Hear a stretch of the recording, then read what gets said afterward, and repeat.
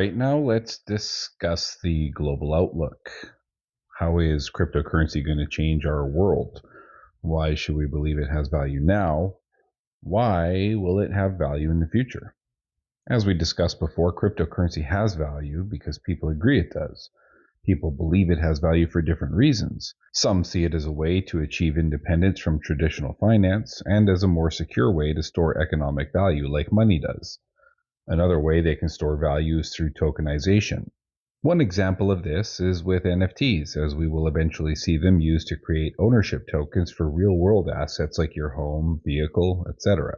Some see the potential for creating openly accessible computation using smart contracts, which can perform any number of computational tasks and can live forever on the blockchain once created. Some see crypto as a way to improve the trust we have in monetary value exchange systems with open blockchains that will facilitate the reduction of fraud. Some people mistakenly believe that cryptocurrency makes fraud easier, but with its permanent ledger of all transactions since the genesis of a token, sophisticated investigators can trace any transaction. Even if an actor remains anonymous on the blockchain, they often become known when they try to change their cryptocurrency to fiat currency. Whatever the reason people are placing value on cryptocurrency, the most important facet of this for an investor to consider is the adoption rate.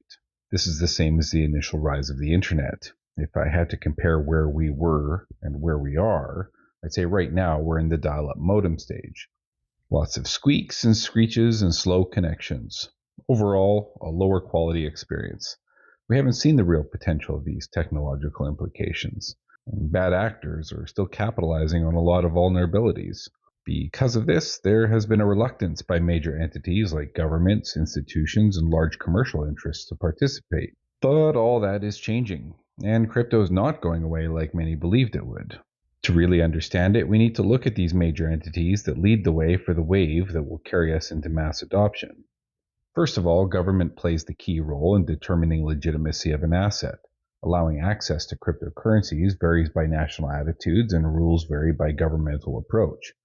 Rules for access to asset markets can be permissive or restrictive. El Salvador became the first country in the world to use Bitcoin as legal tender, and while they have had several notable issues regarding adoption and use practice, they have set an example for what is possible by forging into this new territory. The USA, until recently, was somewhat restrictive of crypto, with a coordinated effort to shut down or deny crypto-related activities and investments because of arguments about whether they were securities or commodities. This has changed.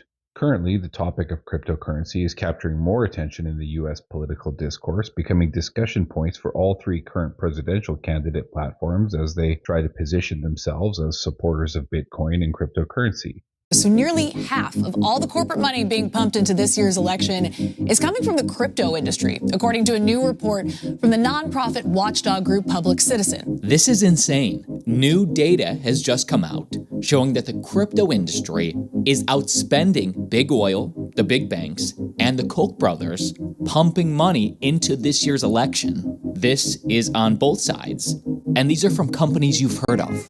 The US, as the leading economy in the world, has recently legalized the creation of Bitcoin and Ethereum ETFs. An ETF, or electronic traded fund, operates like a stock that has its value pegged to the value of the cryptocurrency. Because of registration requirements for these securities, they are viewed as a more secure form of ownership than direct ownership of the cryptocurrencies themselves. This allows fund managers to acquire cryptocurrency while not having to manage any technical aspects of blockchain navigation. That brings us to the next cast of actors, the fund managers. The largest asset fund manager in the world, BlackRock, with around $10 trillion of assets under management, is the biggest owner of Bitcoin in the ETF provider space, and is just one of many very large investment fund service providers to now offer this asset class as an investment. Consider, only a few years ago, the leaders of these institutions were calling cryptocurrency a scam and calling for its end.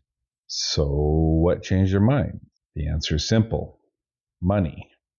The only reason an asset manager even manages assets in the first place is because of the fees associated with the work, and the biggest players in the world can see where this new digital economy is taking us.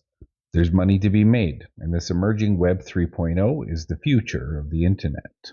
After we discuss the organizations whose business is money, then we have to discuss the organizations whose business is business, the retail commerce activity of the economy. One of the biggest questions has been, what can we even do with crypto besides buy and sell it? And rightfully so. This is the question of the utility or use case of tokens, and with the largest players on board, the commercial sector is seeing green lights to go ahead and develop innovative ways to make use of blockchain technology. This won't be life-changing in the short term, but over the next few years, expect to see more and more retailers finding a way to leverage cryptocurrency adoption. Large retailers could use new membership options through crypto and token ownership to incentivize or secure people's abilities to acquire their product or engage their services. This expansion of market reach will likely mean the first retailers to move in this space will have an advantage in the long term, but others will also capitalize on the lessons learned in the infancy of crypto.